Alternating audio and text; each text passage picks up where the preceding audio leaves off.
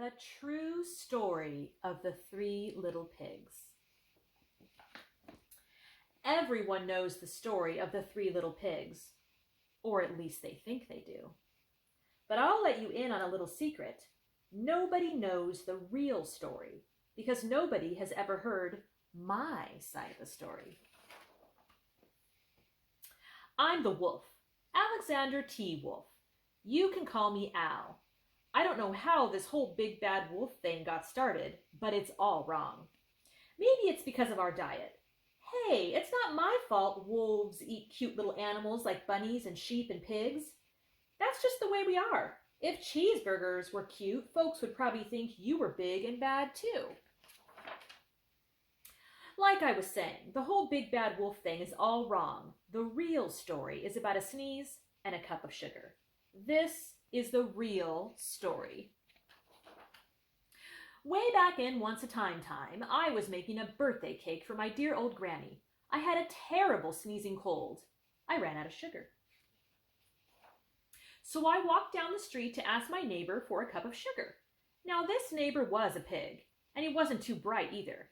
He built his whole house out of straw. Can you believe it? I mean, who in his right mind would build a house out of straw? So of course, the minute I knocked on the door, it fell right in. I didn't want to just walk into someone else's house, so I called, little pig, are you in?" No answer. I was just about to go home without a cup of sugar for my dear old granny's birthday cake. That's when my nose started to itch. I felt a sneeze coming on. Well, I huffed, and I snuffed, and I sneezed a great sneeze. And you know what? The whole darn straw house fell down. And right in the middle of the pile of straw was the first little pig, dead as a doornail. He'd been home the whole time. It seemed like a shame to leave a perfectly good ham dinner lying there in the straw, so I ate it up. Think of it as a big cheeseburger, just lying there. I was feeling a little better, but I still didn't have my cup of sugar, so I went to the next neighbor's house.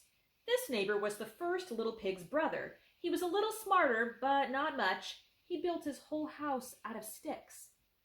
I rang the bell on the stick house. Nobody answered. I called, Mr. Pig, are you in?"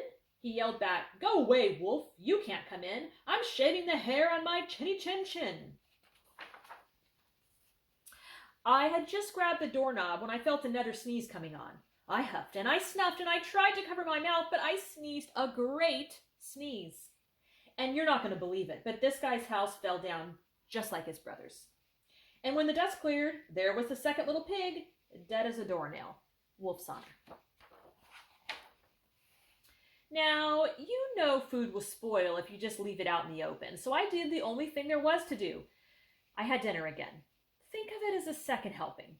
I was getting awfully full, but my cold was feeling a little better, and I still didn't have that cup of sugar for my dear old granny's birthday cake, so I went to the next house. This guy was the first and second little pig's brother. He must have been the brains of the family. He built his house out of bricks. I knocked on the brick house. No answer. I called, Mr. Pig, are you in?" And do you know what that rude little porker answered? "Get out of here, wolf. Don't bother me again."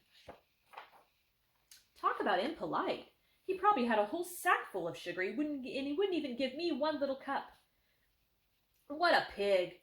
I was just about to go home and maybe make a nice birthday card instead of a cake when I felt my cold coming on. I huffed, and I snuffed, and I sneezed once again. Then the third little pig yelled, "And your old granny can sit on a pin." Now, I'm usually a pretty calm fellow, but when someone talks about my granny like that, I go a little crazy. When the cops drove up, of course, I was trying to break down this pig's door, and the whole time I was huffing and puffing and sneezing and making a real scene. The rest, they say, is history.